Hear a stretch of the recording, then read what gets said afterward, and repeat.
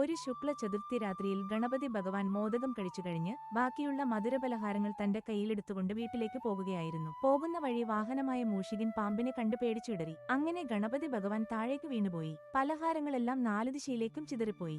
താൻ വീണത് ആരെങ്കിലും കണ്ടോ എന്ന് ഭഗവാൻ ചുറ്റും നോക്കി. അർദ്ധരാത്രി ആയതിനാൽ ആരും ഉണർന്നിരുന്നില്ല. അതുകൊണ്ട് ചിതറിപ്പോയ പലഹാരങ്ങൾ പെറുക്കിയെടുത്തുകൊണ്ട് എഴുന്നേറ്റ ഗണപതി ഭഗവാൻ ആകാശത്തിലെ ചന്ദ്രനെ കണ്ടു. പരിഹാസത്തോടെ ചിരിച്ചുകൊണ്ടിരിക്കുകയായിരുന്നു ചന്ദ്രൻ. ഇത് കണ്ട ഗണപതി എന്നെ നോക്കി ചിരിക്കുകയാണോ എന്ന് ചോദിച്ചു. അതിന് ചന്ദ്രൻ ചിരിച്ചുകൊണ്ട് പറഞ്ഞു, വലിയ വയറും ആനമുഖമും കണ്ടപ്പോൾ എനിക്ക് ചിരി വന്നു. ഇത് കേട്ട് ഗണപതി ഭഗവാന് ദേഷ്യം വന്നു.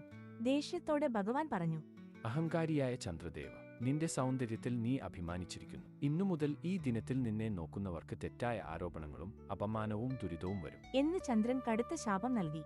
ഇതിനാൽ ചന്ദ്രന്റെ തേജസ്സും സൗന്ദര്യവും നഷ്ടപ്പെടുകയും അങ്ങനെ എല്ലായിടവും അന്ധകാരത്തിൽ ഇരുണ്ടുപോയി. തന്റെ തെറ്റ് മനസ്സിലാക്കി ചന്ദ്രദേവൻ, എന്റെ തെറ്റ് ക്ഷമിക്കണം